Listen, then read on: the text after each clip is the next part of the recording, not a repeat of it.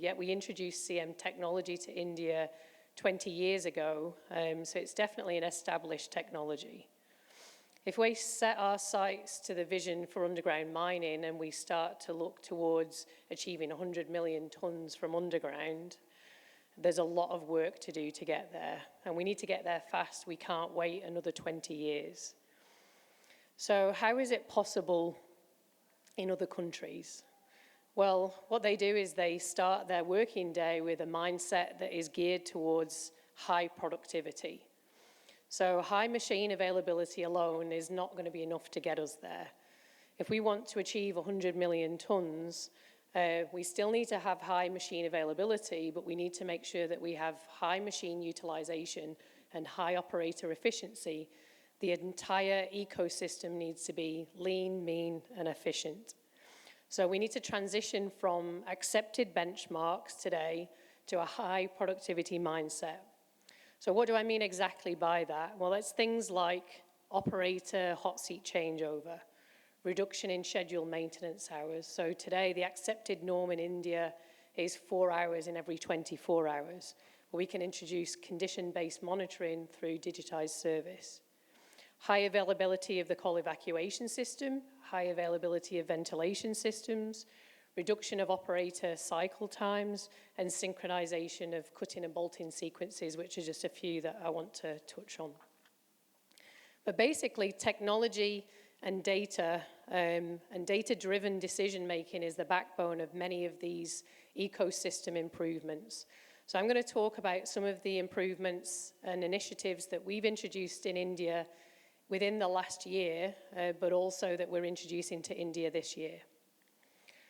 So firstly, and something that we're very proud to be part of, is we now have our first underground to surface connected continuous miner in India, and that's at Ultratech's Bishapur mine near Shahdol. So we take the data, we send it to the surface, we put it through our analytics systems, and we use that information to make continuous improvements. And that can be improvements from a productivity point of view, so it gives us operational data about how the machines are being operated. And it also gives us data about the health of the equipment and how we can optimize service and make sure that we reduce any unplanned downtime. So that's a really nice step. We're working very proactively with Ultratech to continuously improve the production at Bishapur. So the next step, and what the data communication system enables us to do, is it opens the door for us in terms of automation. I think automation is generally perceived to be a bit of a scary word because there's an assumption that we're removing operators from the coalface. It does not do that at all. In some cases it can, and when you start to get sophisticated systems like longwall systems, it is possible to completely remove people from the face, but that's a very synchronized system. When it comes to room and pillar technology, all we're doing is we're changing the role of the operator, so they go into more of a supervision role rather than an active operational mode. It's unfortunate actually that in India we're still operating in manual mode. We're not leveraging any automation that is available on our continuous miners today. So we want to make sure that in India we start to introduce automation in the correct way, but removing operators from harm's way is the major driver for automation, allowing the machine to do the work, achieving consistent production, shift after shift, day after day, month after month. And we're not at the mercy anymore of the operator who may be able to operate the machine better, faster for one shift, but we're doing that consistently. So what we're doing is we're also protecting the machine from damage by introducing that automation. So I just wanted to give an example of excuse me, what level 1 automation looks like in action. Level 1 is available on our continuous miners throughout India today. It's available at no additional cost to our customers. And this is an example last year from South Africa where they introduced something called one-touch shear. And essentially what that does is the operator can set the roof and the floor heights. So there's a predefined roof and floor heights. And all they're doing is they're pressing the button once instead of several button presses. So it allows the operation to be more controlled. And in this particular section, in this particular mine, they were averaging, for a 12-hour shift, they were averaging 400 tons per shift. And through introducing one-touch shear, and that's just through simple operator training and operator coaching, they increased their production in each shift from around 1,100 to, from 400 to around 11 to 1,200 tons per shift. And you can see in the example where the arrow is pointing to, we can see when the operator is using manual mode or whether they're operating using automation. So they've achieved that increase by only using automation 50% of the time. So what does that look like from a cutting cycle point of view? So this graph shows, this is data that same period of time that comes off the machines, and you can see that this is the angle of the cutter boom going up and down in the coal seam. And you can see at several points that are highlighted in red that the operator still has control of the equipment. So they have the power to interrupt the automation, the operator's still there, and the operator's absolutely still in control. The next thing that we already have available in India is a virtual reality operator simulator. It's an immersive simulated environment, so the operator wears a headset, and there's software using the software that they can view like a computer game, but they're using the exact controls that you have on the continuous miner, so it's the same remote. We use that as a blended approach to training, so we create muscle memory for the operator so that they get used to using the button controls without actually having to look at the remote. So the idea is that they should be able to operate the machine effectively with their eyes closed. But what that does as well, I talked a little bit about operator efficiency earlier, it makes the operator more efficient. The next thing that we've introduced, or we're introducing this year, is our next generation of remote controls, and we call this our two-way remote. And basically it has a backlit screen, so the existing remote today doesn't have any screen on it whatsoever. So there's just buttons on there. It means that the operator needs to be closer to the face. So the distance that the existing remote can operate to is 15 meters. With this new generation of remote, you can be as far away as 30 meters, but the operator doesn't need to be as close to the cutter boom because they can see on the screen the certain parameters. So they can get information about machine health and functionality. It gives you the height of the boom, so you can again set the roof and the floor heights. It gives you the health of the machine, motor status. It tells you what the status is of the battery that's on the remote, cutter settings, and many other customizable screens. But the major advantage is it allows the operator to be further from the face and out of harm's way.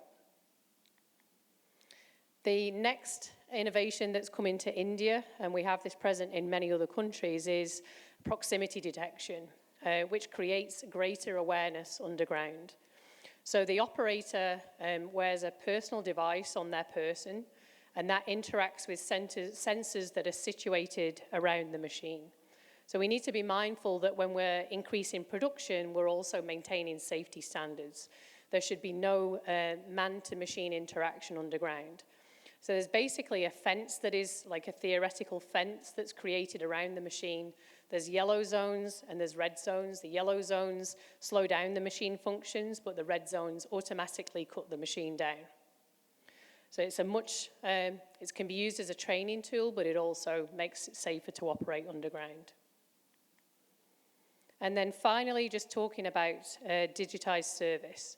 Our technicians now, our service engineers, are supplied with these DGMS-approved underground devices so that they can directly input service information whilst they're underground.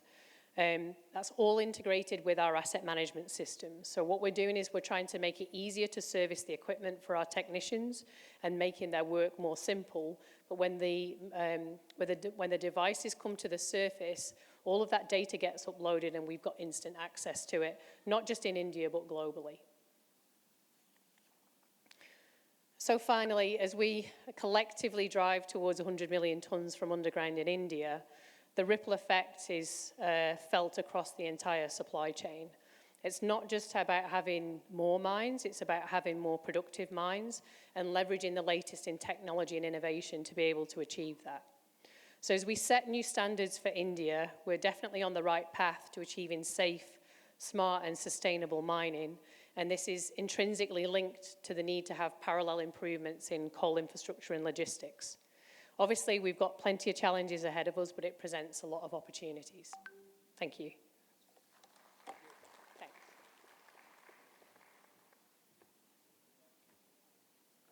Thank you, madam.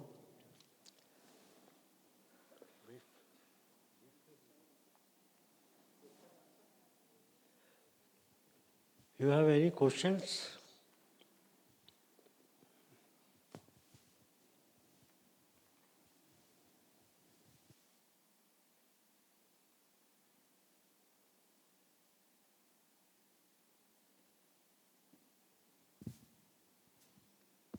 My question to the only presentation that I could see, Helen. You have talked about lots of improvements in continuous miner technology, automation, and digitization and things like that. We have been trying and doing continuous miners, I think now at 15, 16 years, or even more than that. So my question is, what kind of improvement in production and productivity are you achieving in the Indian mines? The later continuous miner technology, wherever it has been applied lately, is it showing a promising outcome as compared to the ones which were implemented in WCL and other places?